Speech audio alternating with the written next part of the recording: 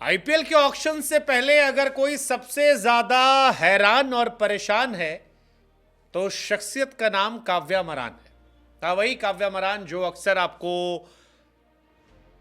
Stands में नजर आती है, कभी मुस्कुराते हुए, कभी खिसियाते हुए, तो कभी आंसू छिपाते हुए।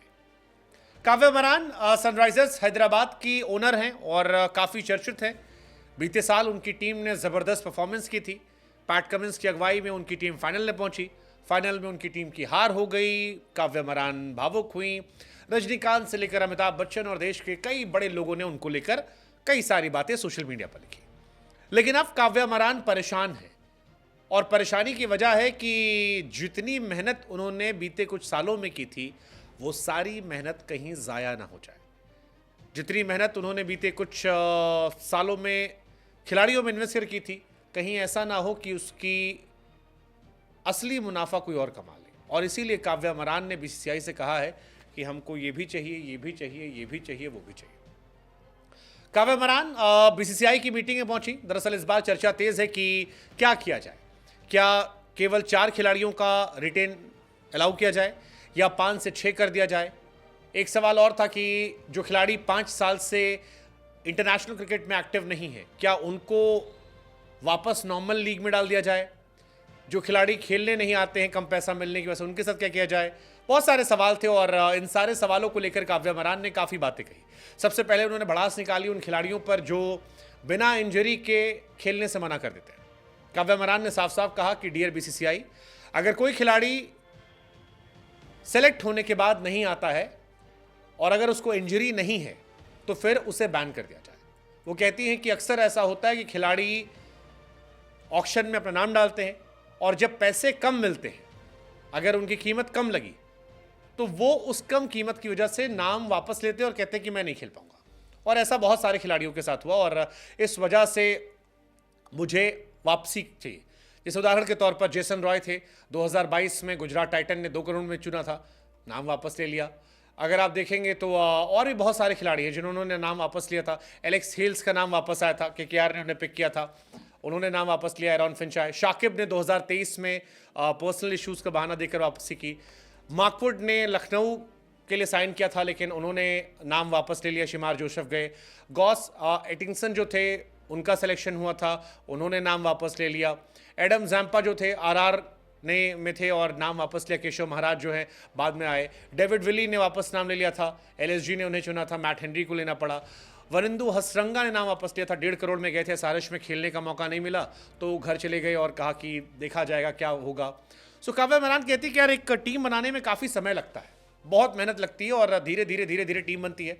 एग्जाम्पल दिया उन्होंने अभिषेक शर्मा का कि देखिए अभिषेक शर्मा जब आए थे तब कोई पूछ नहीं रहा था, हमने 3 साल इन्वेस्टमेंट की, बहुत सारी मेहनत की उनके ऊपर और उसका नतीजा ये था कि आईपीएल में इस साल उन्होंने ज़बरदस्त परफॉर्मेंस दी।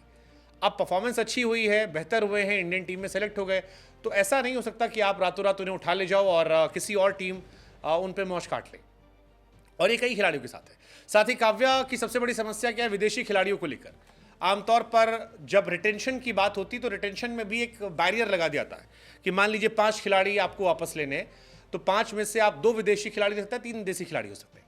काव्या कहती है यार ये वाला काम मत करो क्योंकि इससे काव्या को काफ़ी नुकसान हो। काव्या मरान की टीम में ट्रेविस हेड है, पैट कमिंस है, उनके पास वनिंदु हसरंगा जैसा खिलाड़ी है, मार्को यैनसन उनके पास है, फजल हक फारूकी, कई ऐसे प्लेयर हैं जो अच्छे प्लेयर हैं, माकरम, ये सारे उनके प्लेयर हैं।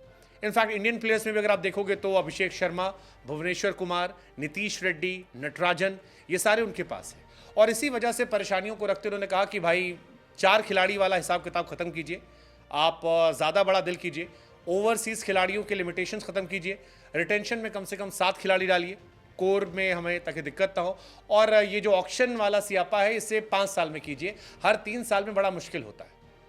हालांकि काव्या की बात से शाहरुख खान भी सहमत थे और दोनों ने मिलकर ये बात कही। अब रिटेंशन का फ़ायदा जो है, अगर 7 खिलाड़ी रिटेंशन अलाउ होता है तो केकेआर, एसआरएच, एमआई, सीएसके, ये वो टीमें हैं जिनको बहुत फ़ायदा होगा क्योंकि इनका कोर बहुत स्ट्रांग है। केकेआर के पास दिग्गज खिलाड़ी है, हैदराबाद के पास दिग्गज खिलाड़ी है, एमआई के पास दिग्गज खिलाड़ी है, सीएसके के पास है। जो टीमें इसका सपोर्ट नहीं कर रही हैं वो है पंजाब, गुजरात, डीसी। ये थोड़ा इन एंड आउट है कि यार हमें और बेहतर प्लेयर मिल सकते हैं अगर हम ऑक्शन में जाएंगे, हमें और बड़े नाम मिल सकते हैं। लेट्स जस्ट सी क्या होगा। लेकिन फिलहाल काव्या मरान ने जो बातें कही है वो सोशल मीडिया पर चर्चा की वजह बनी है।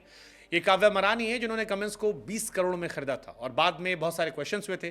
काव्या मरान एडन माकरम को जीतने के बावजूद कैप्टेंसी से ड्रॉप किया था।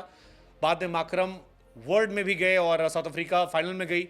ऑलमोस्ट साउथ अफ्रीका ने इंडिया को हरा दिया था। अगर साउथ अफ्रीका जीत जाती तो शायद माकरम वर्ल्ड चैंपियन कैप्टन होते। बट उस टाइम बहुत सारे क्वेश्चंस हुए थे, हालांकि कमेंट्स ने भी जस्टिफाई किया। लेकिन अब शाहरुख खान का सपोर्ट मिलने के बाद क्या ये चीज़ें बदलेंगी और आपके हिसाब से कितना रिटेंशन होना चाहिए, 4 जो है या 7 जो कहा जा रहा है? What's your take, let us no.